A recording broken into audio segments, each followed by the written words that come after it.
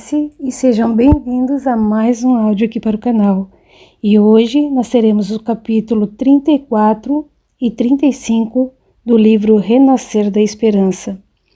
Mas antes de eu começar, peço que você já deixe seu apoio ao canal, clicando em curtir, compartilhando, se inscrevendo caso não seja inscrito. E se você gosta do meu trabalho, gostaria de apoiar de alguma outra forma, você pode se tornar um membro ou clicando no botão Valeu, certo? Agora segue um breve resumo dos capítulos anteriores. No capítulo 31 e 32, Jairo e Emily retornam de Barcelona e ao chegarem em Bilbao, Jairo é preso. Emily volta para casa sozinha, mas depois de muito orar e refletir, ela decide se entregar. Já em Barcelona, Isabel força Filomena a conversar com Fernando e diz que se ele não ajudar a colocar Cíntia em um convento, ela, Isabel, vai expor o passado de Filomena e Fernando juntos e de um aborto que Filomena fez ainda adolescente, cujo pai era Fernando. Agora que você relembrou dos capítulos anteriores, vamos para o capítulo 34. Terminada a leve refeição, Pimentel disse, saindo da mesa: "Por hoje chega. Creio que a senhora cooperou bastante e agora tenho todas as informações de que necessito para finalizar meu relatório e entregar o caso amanhã." Emily olhou sem entender e ele acrescentou: "O melhor a fazer é descansar. Amanhã será um dia agitado. Creio que seus parentes virão para levá-la. Certamente será um dia estafante." Buscando controlar-se, mas sentindo o coração acelerado, Emily quis saber: "O senhor me interrogou 2 vezes. Esteve comigo durante todo o dia. Qual sua conclusão? Ainda acho que sou louca ou assassina?" Pimentel olhou e disse sério: "O que acho ou deixo de achar pouco importa. A família de seu marido é muito poderosa e conduz, junto ao poder público de Barcelona, extenso processo contra a senhora. Minha função neste caso foi localizá-la, obedecendo às ordens de meus superiores hierárquicos. Sendo assim, minha opinião sequer será ouvida. Cumpri as ordens e isso me trará benefício. Infelizmente, nada mais posso fazer, mesmo que o deseje." "Seja como for, eu insisto, delegado. Qual é a sua opinião pessoal? O que o senhor percebeu durante o tempo em que esteve comigo?" Sem responder, Pimentel puxou a cadeira de Emily, ajudando-a a se levantar, acompanhando-a até a pesada porta e a seguiu rumo à cela. Emily igualmente mantinha-se calada, sentindo o coração opresso e inquieto. Depois de fechar a cela, quando já passava pela porta que separava a sua sala do corredor onde se alojavam os presos, disse: "Não notei na senhora nada que a pudesse desabonar." Antes que Emily tivesse condição de falar qualquer coisa, ele fechou a porta atrás de si. Emily sentiu-se envolvida por receios e dúvidas. Ainda que ouvisse os transeuntes na rua, à medida que a noite ia chegando, maior se fazia o silêncio. Ela, então, foi quase subjugada pelas pesadas sensações de medo e angústia. Temia pelo dia seguinte, pois sabia que ninguém a poderia amparar naquela hora. Seus amigos não teriam poder para livrá-la. Estava só. Percebeu que os antigos receios, inseguranças e ressentimentos começavam a querer dominá-la. Olhou então para o pequeno exemplar do Novo Testamento que repousava sobre a cama. Pegou-o e abriu-o ao acaso. Leu os 3 últimos capítulos do Evangelho segundo Lucas, que contavam em pormenores o martírio de Jesus, nas mãos de seu próprio povo e nas dos romanos. Comovida, leu o trecho que relata o momento de sua morte e a gloriosa ressurreição. Fechou o livro e apertou-o contra o peito, suspirando fundo. Sentiu-se fortalecida ao pensar que o Mestre, por excelência, o enviado de Deus, puro e pleno de amor, havia sofrido todo o tipo de agressões e violências. Ele havia sido realmente injustiçado pela maldade humana. E, a despeito de tudo, tivera forças para se manter confiante no Pai, suportando o sofrimento até o final e nos legando a maior de todas as lições. Se houvesse hesitado, se tivesse permitido que o medo e a dificuldade o impedissem de cumprir a missão para a qual fora enviado, a história humana seria outra. Pensando em Jesus, Emily se esticou na cama dura e desconfortável, ajeitou-se o quanto pôde e, recordando as palavras de Pimentel sobre como seria o dia seguinte, procurou serenar as emoções e dormir. Aos poucos, sua mente se acalmou e ela sentiu pesada sonolência. Estava quase adormecendo quando ouviu o forte rumor de vozes que se aproximavam da cela. Eram gargalhadas estrondosas. Emily sentou-se na cama, ainda meio atordoada. Viu então figuras apavorantes junto à cela. Eram 2 homens e 2 mulheres, de aparência aterradora, vestidos com farrapos que lembravam trajes antigos. Um deles balançou a porta, como se quisesse entrar. Emily, assustada, disse: "A porta está trancada. Quem são vocês?" Exibindo largo e tenebroso sorriso, a criatura zombou. "Não seja idiota. Podemos entrar em quase todos os lugares. Se não conseguimos entrar em sua cela, não importa. Continuaremos a nos divertir a meia distância. Já que você estupidamente facilitou, concluiremos mais depressa aquilo que começamos." "Quem são vocês? O que querem comigo?" Horrorizada, Emily se perguntava como pessoas naquelas condições haviam podido entrar no prédio.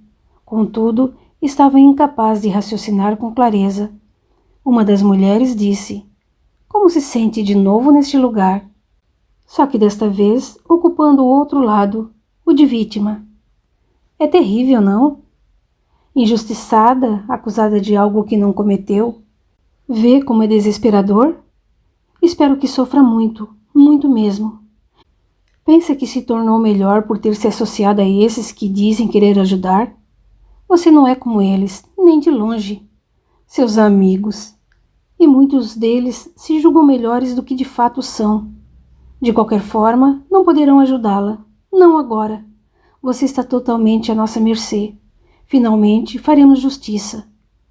Emily, embora com os pensamentos vindo em avalanche e as emoções descontroladas, acabou por perceber o que acontecia e disse: "Quem são vocês? Por que querem me destruir? São os espíritos que vêm me perseguindo há muito tempo, não?" Dessa vez, foi a outra entidade feminina que respondeu: "Será que enfim nos reconhece? Pensou que se escondendo nessa nova vida, nesse novo corpo, com esse jeito de boazinha, poderia livrar-se de nós? Sabemos muito bem quem você é e vai pagar pelos crimes que cometeu." Emily se calou e, num esforço imenso, pediu mentalmente a Deus que a ajudasse.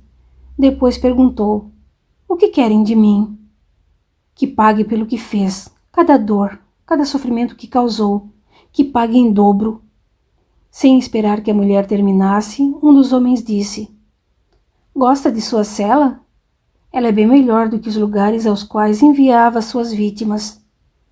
Emily, em oração, pedia socorro a Deus. As 4 entidades continuavam com provocações e ameaças, dizendo como a fariam sofrer daquele momento em diante. Lançavam-lhe todo tipo de impropérios e acusações. Porém, ela se mantinha quieta, fitando-os e orando em pensamento. Incomodado com seu silêncio, o mais agressivo disse: "Pois bem, agora prefere calar? Não vai implorar por piedade e misericórdia como fizemos?" "Só posso dizer-lhe que a justiça pertence a Deus, meus irmãos," respondeu Emily, lembrando-se de algumas experiências que tivera em seu núcleo de estudos com espíritos vingativos. "Justiça? Não ouse pronunciar essa palavra. Que entende você de justiça? Pois vai pagar. Você nunca se livrará de nós." E, virando-se para os outros, chamou: "Vamos, temos de concluir nossos planos em relação a Cíntia." Ao ouvir o nome da filha, Emily estremeceu e, sem possibilidade de se controlar, disse: "O que querem com ela? É só uma menina. É a mim que querem destruir, não é?" Dupla satisfação. Destruindo as duas, temos a vingança completa. "Não, por favor, não faça mal à minha filhinha, por favor." Vendo-a suplicar, uma das mulheres disse: "Até que enfim implora por piedade, nem que seja pela filha." Olhando para o que parecia liderar o grupo, aduziu: "Acho que devemos incrementar nossos planos para com a menina. Isolá-la num convento é pouco. Pensemos em algo mais interessante." Emily caiu em pranto, não conseguindo mais se conter. Percebia o olhar de ódio e ressentimento naqueles espíritos e temeu pela filha, de quem não podia cuidar. Ao vê-la em desespero, o líder disse: "Vamos, temos inúmeras providências a tomar." E suas imagens se desfizeram diante dos olhos de Emily, que, sentada na cama, chorava aflita. O guarda, que ficava na outra cela, entrou espantado. "O que foi? Sente-se mal?" Emily se limitou a menear a cabeça negativamente. Chorou oculto, na ânsia de compreender o que aquelas entidades lhe haviam dito. Sem ter noção exata das razões de tal perseguição, sabia, pelos conhecimentos espíritas adquiridos, que as tristes criaturas lhe cobravam algo referente ao pretérito. Estava consciente disso e sentia a culpa brotar em sua alma. Mal podia encará-los, não só pelo estado em que se apresentavam, como por ter contribuído para que chegassem a ele, e apenas repetia baixinho: "Meu Deus, me ajude e me perdoe. Ampare-me nesta hora em que devo passar por esta prova. Sei que no passado agi contra suas leis perfeitas e por isso agora me encontro nessa situação. Proteja-me, eu peço.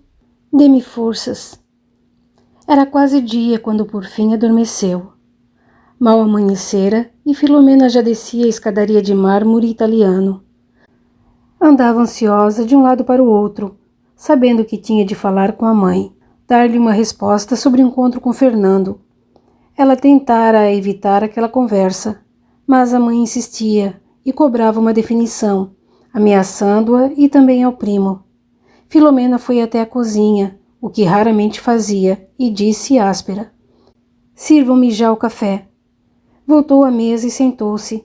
Estava exausta e odiava a sobrinha que a colocara naquela situação. Sentia-se igualmente indignada com Emily por ter se intrometido naquela família, onde não era bem recebida. Distraiu-se com os próprios receios e nem notou a serviçal que, postada ao seu lado, dizia: "Senhora Filomena, o mensageiro." Senhora Filomena foi tirada de seus pensamentos pela voz de Isabel, que descia as escadas.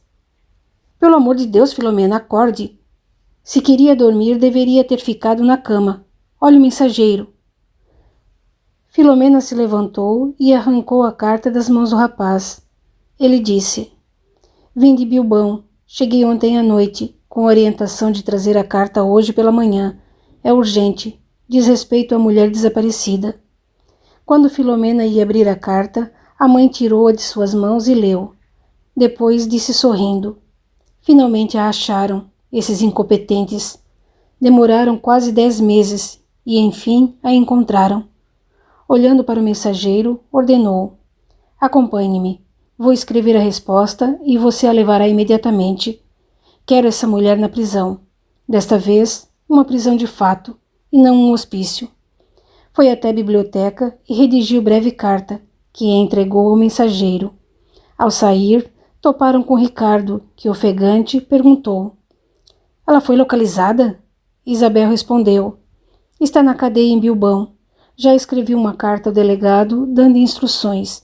Creio que devemos ir com o delegado de Barcelona, responsável pelo caso. Assim, evitaremos qualquer inconveniente." E, olhando para o mensageiro, disse: "Vá depressa. Quero que chegue antes de nós, para preparar o caminho. E reforce para que esse tal Pimentel, que não quero uma palavra na imprensa, se ele se antecipar, vai perder a recompensa, da qual, aliás, faz tanta questão. Agora vá." O rapaz já ia sair quando Ricardo segurou-o pelo braço e perguntou: Como ela está? Está bem? Está doente? Eu não a vi, senhor. Ninguém a viu. O delegado trancou-a na cadeia. E por mais que pedíssemos, não deixou ninguém se aproximar. Disse que a família não ia querer. Esperto esse Pimentel, disse Filomena. Vá depressa, insistiu Isabel. Ricardo, visivelmente alterado, soltou o braço do jovem que num instante se pôs a caminho. Depois sentou-se à mesa desolado. Sentia as forças desaparecerem. A mãe terminou rápido o café e todos se dirigiram à biblioteca para definir o que fariam. Ricardo, sentado quieto, ouvia a opinião dos demais. Dom Felipe deu seu parecer e Isabel foi taxativa. Devemos mandá-la para uma prisão de alta segurança. Assim, ela não conseguirá mais fugir. Ao que Ricardo interveio. Mãe, ela não cometeu nenhum crime. Está doente? Como mandá-la para uma prisão comum? Ela não matou você e Cíntia por um triz. Não vamos começar tudo outra vez. Aceitei enviá-la para o sanatório porque lá poderia ter uma chance. Quanto a trancá-la numa prisão comum, não concordo. E se ela fugir de novo, Ricardo? O que faremos? E se atacar alguém no sanatório? Poderá piorar ainda mais a própria situação. Não importa, não concordarei. Ela não é criminosa. É somente uma pessoa desequilibrada. Ricardo, talvez sua mãe tenha razão, disse Dom Felipe. Não, pai, não vou admitir que a prendam como uma assassina qualquer. Mas é o que ela é, interferiu Filomena. Fique quieta, Filomena. Não se meta em minha vida. Você pensa que é todo poderoso, não é, Ricardo? Não sabe nem cuidar da sua vida, de sua família. Do que está falando? Escolheu uma mulher amaldiçoada para ser sua esposa. Tem uma filha que também é mentalmente perturbada. O que foi que disse? Filomena ergueu ainda mais o rosto e continuou. Isso mesmo que ouviu. Cíntia é como a mãe. Tem alucinações e sofre crises de desequilíbrio.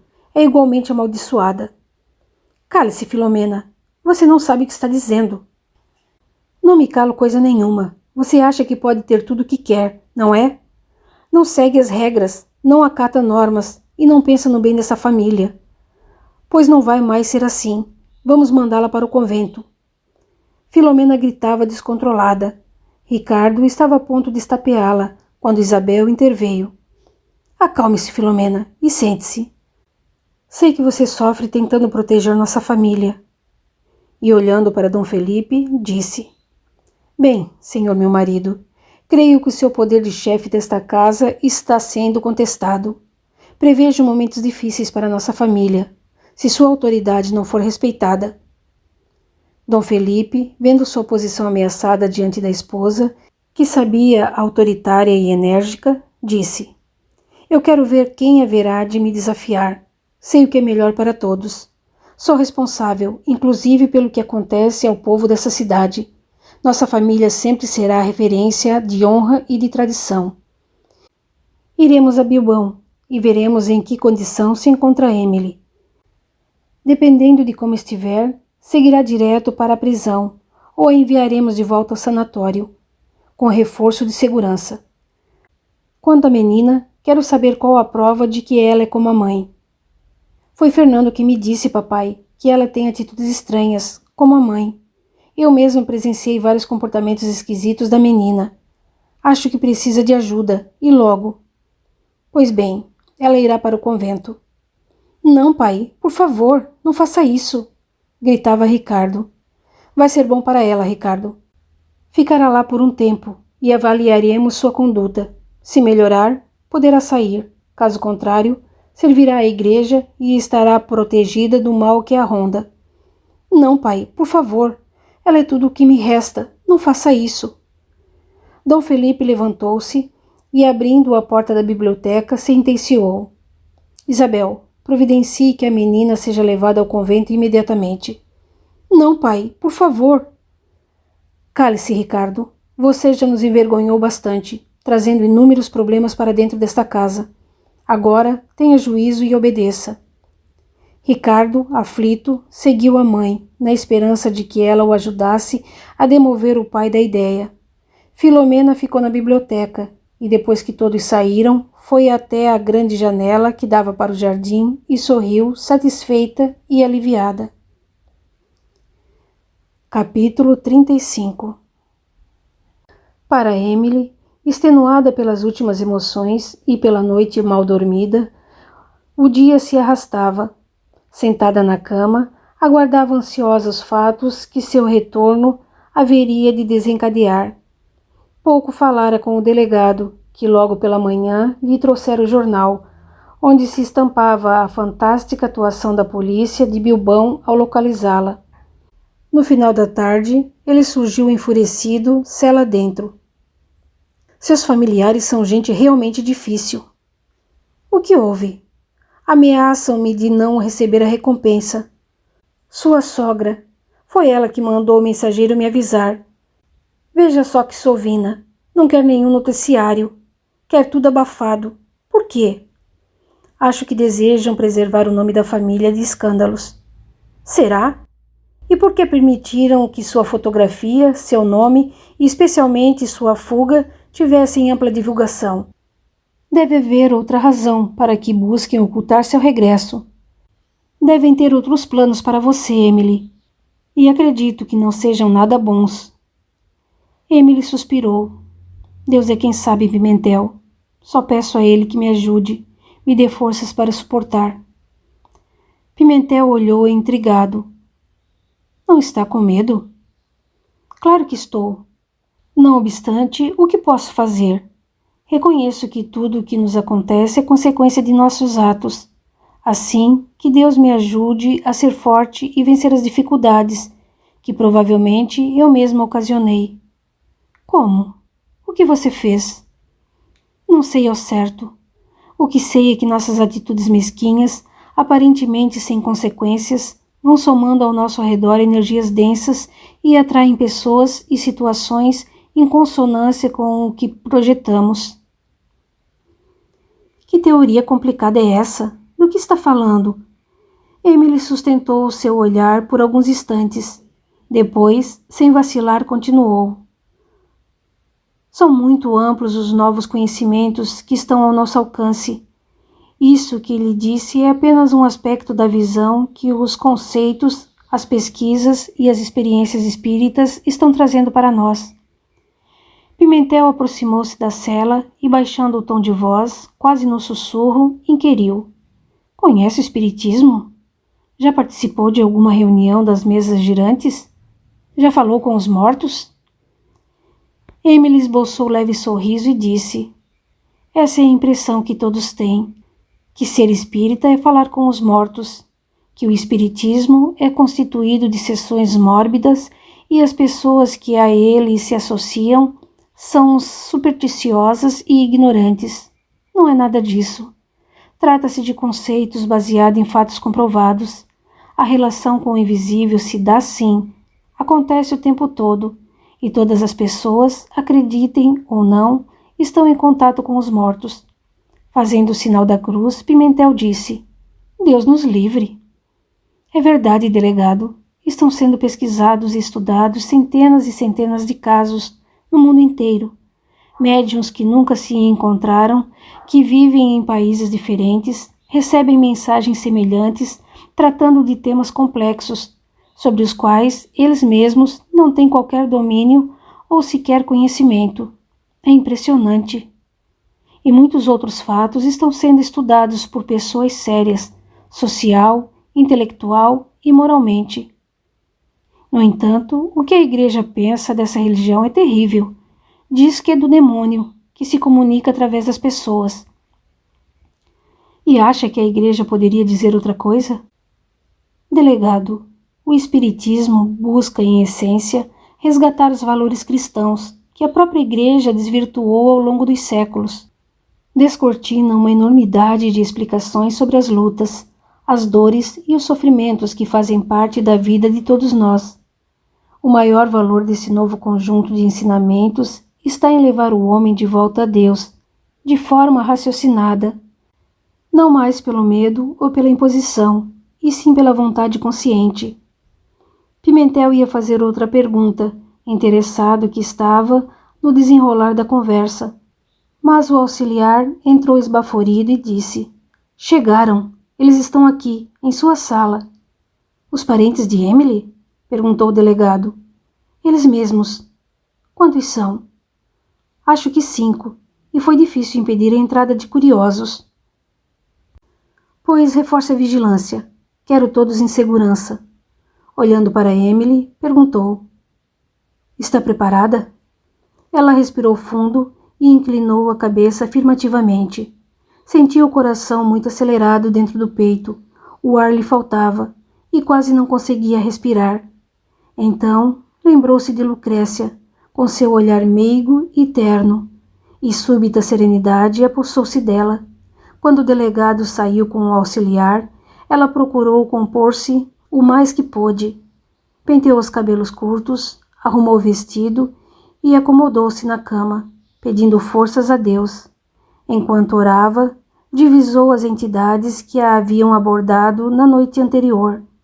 Vinham vorazes ao seu encontro, porém algo as impediu de continuar e se conservaram à distância.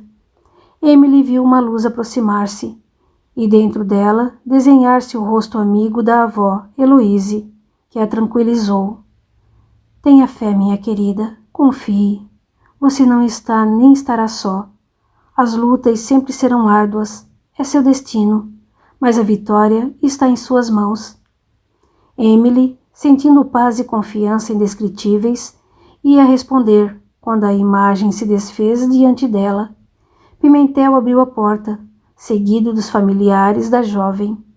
O rosto de Ricardo foi o primeiro que viu, depois Isabel, chispando ódio em sua direção.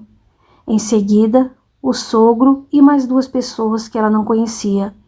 Ao vê-la, Isabel disse logo: Não é à toa que demoraram a encontrá-la. Agora entendo. Está ridicularmente reconhecível. Que humilhante! Emily permaneceu calada, de corpo ereto e rosto sereno. Ao vê-la, Ricardo sentiu o coração disparar. Achou-a ainda mais linda com os cabelos escuros e curtos. Conteve um ímpeto de entrar na cela e abraçá-la, mantendo aparente frieza. Dom Felipe aproximou-se da grade que os separava, olhou a jovem e virou-se para o delegado, dizendo: É ela. Aqui está sua recompensa e uma carta autorizando o delegado de Barcelona, Endo Garcia, a transferi-la. Sem pegar a recompensa das mãos de Dom Felipe, o delegado perguntou: Para onde será transferida? Para onde acharmos mais adequado. Essa moça já nos deu bastante problema. Ricardo adiantou-se e, fitando a esposa, disse: Vamos levá-la para outro sanatório, mais perto de Barcelona. É mais seguro e ela terá melhor tratamento. Há médicos competentes que poderão ajudá-la. Compreendo, respondeu o delegado, agora se apossando da vultuosa quantia que Dom Felipe passava às suas mãos. Emily continuava quieta, surpreendentemente calma. Ricardo a observava e esperando reação similar à que tivera quando fora levada à força para o sanatório. Contudo, ela nada dizia e aparentava tranquilidade. Ele estava intrigado. Quando Dom Felipe se afastou um pouco para cuidar dos detalhes burocráticos da transferência, Ricardo achegou-se sutilmente à grade e disse baixinho: Você está bem? Estou, Ricardo. Não se preocupe.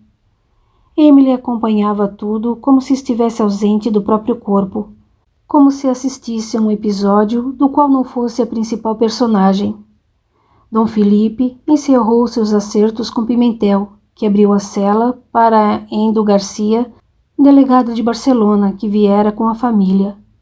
Junto estava também o médico, que pretendiam pudesse ajudá-los, sedando Emily em caso de necessidade. Endo entrou e algemou a moça, que estendera os braços calmamente. O médico seguia tudo pelo lado de fora da cela. Ao notar a serenidade da nora, Isabel se enfureceu interiormente. Percebia que Emily estava equilibrada, e isso incomodava ainda mais. Quando o policial a convidou a acompanhá-lo, a jovem solicitou: Por favor, gostaria que os senhores levassem meus livros. Estão ali, na cama. Endo Garcia pegou os livros e entregou-os a Dom Felipe. Depois voltou-se para ela. Vamos. Emily respirou fundo, buscando conservar a serenidade, e os seguiu com passos firmes. Ao saírem do prédio, uma multidão aguardava, e dela vinham os brados. Herege! Assassina! Endo gritou. Deixem-nos passar. Abram espaço. O tumulto era grande. Os guardas de Pimentel fizeram um cordão de isolamento, possibilitando a passagem pela multidão. Ao se aproximar da carruagem blindada por grades de proteção, Emily avistou rostos amigos, Jairo, Sara, seu marido e filhos, e todos os companheiros do núcleo espírita que frequentava, bem como Miguel. Todos estavam ali. Vendo-os, emocionou-se profundamente, e as lágrimas lhe desceram pela face. Chegou a carruagem e a colocaram para dentro. Rapidamente, os cavalos foram postos em marcha. Ela ainda pôde ver os amigos e reconheceu a voz de Miguel, gritando em meio à multidão. Emily, faremos tudo o que pudermos para ajudá-la. Você não está sozinha. Conseguiu sorrir para eles, agradecida pelo gesto de solidariedade e apoio. A carruagem partiu depressa e sumiu na estrada que a levaria de volta a Barcelona. Na mansão, era grande a movimentação dos serviçais.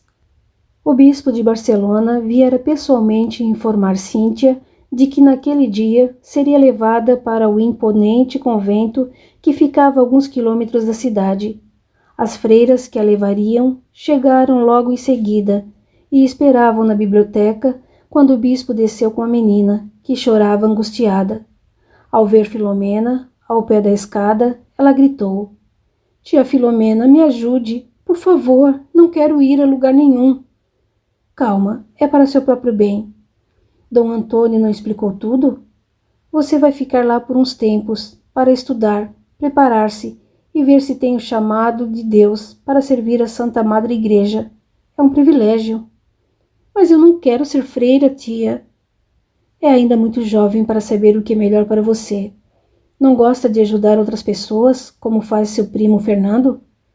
Gosto, assentiu a garota, enxugando as lágrimas. Então poderá ajudar as freiras e um dia, quem sabe, até mesmo ter seu próprio orfanato. Cíntia calou-se, puxada pelas mãos do bispo. Foi quase arrastada para a biblioteca. Alguns dos servidores mais antigos da casa, que nutriam simpatia por ela, observavam penalizados.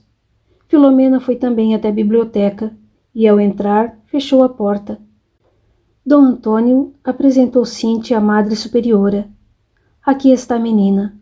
Precisa ser educada com rigor e cuidadosamente vigiada, para que não venha ter problemas iguais aos da mãe.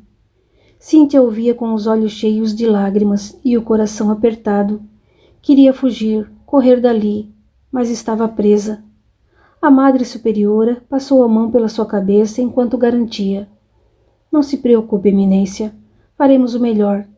Muitas meninas têm sido encaminhadas a nós nos últimos anos com problemas semelhantes. Sabemos como conduzir situações como essa. Fique tranquilo. Além do mais, a família merece toda a consideração. Pegou então as mãos da menina, que relutava suplicante. Não quero ir, não quero ir. Por favor, tia, me ajude. Já disse que é para o seu bem, Cíntia. Você é impertinente. Todos aqui estamos tentando lhe dar ajuda e parece que não quer recebê-la. A madre procurou explicar. Esses casos são assim mesmo. Quanto mais relutam, mais estão sob as forças malignas, precisando de cuidados. Vamos, irmãs. Quanto antes partirmos, mais depressa essa menina será socorrida. E, agarrando as mãos de Cíntia, começou a puxá-la em direção à porta da biblioteca. Ela relutava, enrijeceu o corpo e a madre a levava com dificuldade. O bispo foi em seu auxílio e os dois, segurando um em cada mão, arrastaram a menina para fora. Ao sair, Cíntia viu o primo, que pálido e estático assistia à cena, sem dizer nada. Ela gritou: Tio Fernando, me ajude, não quero ir, por favor, eu não quero, por favor, me ajude. Fernando permanecia paralisado e a menina continuava: Faça alguma coisa, tio Fernando, por favor, eu não quero ir, eu quero meu pai. A Madre Superiora e o bispo, insensíveis à resistência e aflição da menina, arrastaram-na até a carruagem e a puseram dentro dela, com 3 freiras, a segurá-la. Com a situação sob controle, o bispo despediu-se das freiras e retornou à casa. Fernando, na porta, não sabia o que fazer. Dom Antônio dirigiu-se a Filomena. Está feito. Diga a Dom Felipe, e especialmente a Dona Isabel, que seu pedido foi atendido. A menina receberá a proteção de que necessita. Embora esteja nervosa agora, haverá de se adaptar à disciplina do convento. Depois de se despedir de Filomena, virou-se para Fernando e disse, estendendo a mão: Venha ver-me assim que puder. O novo mundo precisa de missionários. Fernando beijou-lhe a mão e disse: Sim, Eminência. O jovem quedou-se mudo à entrada da mansão até a carruagem do bispo desaparecer. Sentia-se fraco e desolado. Os gritos de Cíntia ecoavam em sua mente e dilaceravam seu coração. Filomena estava ao seu lado. Ele então virou-se para ela e perguntou: O que foi que aconteceu, Filomena? Como convenceram Ricardo a fazer uma barbaridade dessas? Ricardo pouco tem a ver com isso. Foi impotente em impedir minha mãe de fazer o que era necessário. E notando o olhar triste do primo, disse: Ela vai ficar bem, Fernando. Está assustada, mas ficará bem. Você não compreende, não é? Nada lhe importa além de você mesma. Não enxerga nada, ninguém. Ora, Fernando, não é verdade. Ela tocava suavemente as mãos do primo, que as puxou, dizendo: Nem a mim você respeita. Não se importa com o que eu penso, nem com o que sinto. Nunca se importou. Você só pensa em satisfazer suas vontades, exatamente como sua mãe. Fernando, está me ofendendo. Por que fizeram isso com a menina? Diga. Você sabe muito bem. Eu tinha de tomar alguma atitude. Do contrário, nós dois iríamos sofrer as consequências. E temos muito mais a perder do que ela, que é somente uma criança. Cíntia é uma criança adorável, sensível e amorosa. Ela é a filha que eu gostaria de ter tido e não pude. Vê-la sofrer me entristece e atormenta. Não vou admitir. Filomena encarou o primo com desdém e rebateu: E o que acha que pode fazer? Agora que o bispo assumiu diretamente a condução da questão, o caso fugiu de sua alçada. Nada mais lhe resta, a não ser me agradecer por poder continuar tranquilo, tendo sua vida e seus planos preservados. Fernando olhou demoradamente para a prima, depois disse, descendo as escadas: Vou pensar em algo. Não suporto ver a menina sofrendo assim. Não é justo. Afinal, o que veio fazer aqui? Perguntou Filomena ao vê-lo sair. Saber notícias sobre a mãe de Cíntia, mas isso já não é importante. Ela foi encontrada e está a caminho da prisão, gritou a prima dessa vez. Fernando não lhe deu mais atenção, desceu as escadas e, em passos rápidos, desapareceu na trilha que levava à paróquia.